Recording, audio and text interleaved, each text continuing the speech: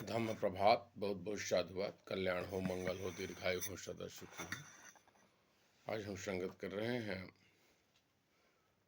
कि संविधान सर्वोपरि है।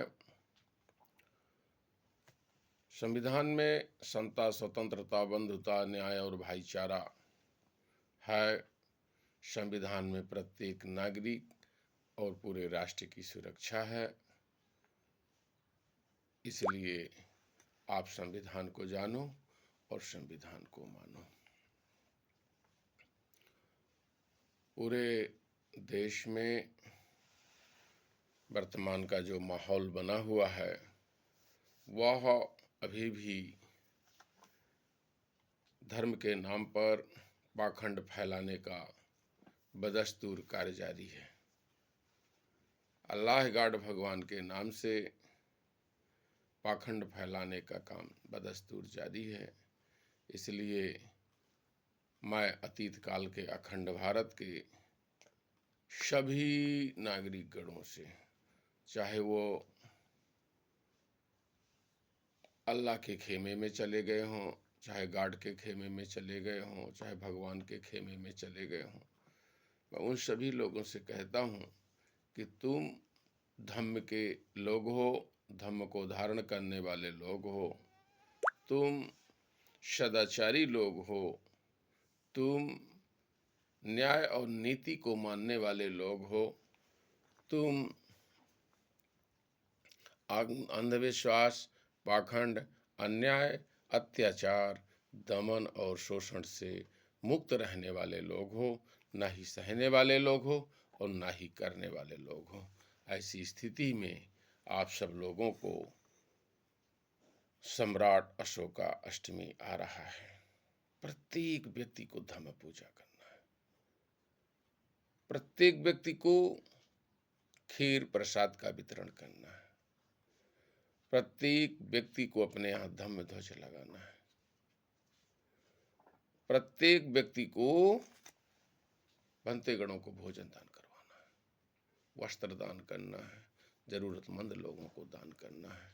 याद रखिए, धम्म सदाचार का पाठ पढ़ाता है। धम्म आपको आपके मार्ग में जाने का मार्ग देता है, वास्तविक मार्ग में जाने का मार्ग देता है। धम्म आपको अंधकार, अन्याय, अत्याचार, दमन, शोषण से मुक्ति का मार्ग देता है। धम्म आपको आपके अंदर अपनापन बनाने में मदद करता है। धम्म सदाचार का पाठ देता है। धम्म खोज का पाठ देता है। धम्म शोध का पाठ देता है। धम्म समानता का पाठ देता है। धम्म करुणा और मैत्री का पाठ देता है।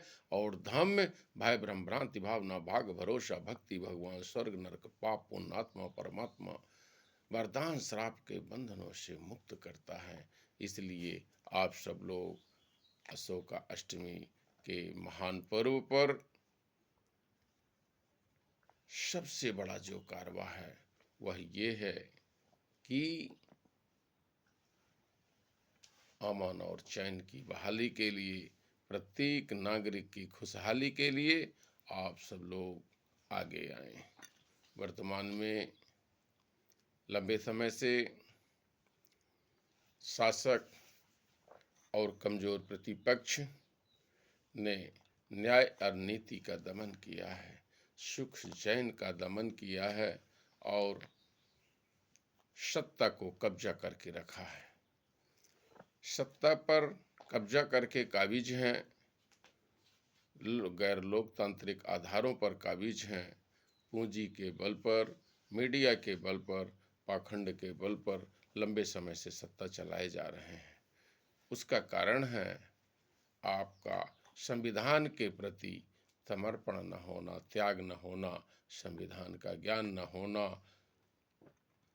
अपने बुद्धि और विवेक का ज्ञान न होना, सत्य का ज्ञान न होना और संघ का ज्ञान न होना। यहाँ पर पाखंडी समुदाय के लोग आज भी बड़े बड़े मंच लगाकर भागवत के नाम पर कभी किसी के नाम पर झूठा, अवैज्ञानिक, अतार्किक पाखंड फैलाने का काम कर रहे हैं। और आप ही करते हैं।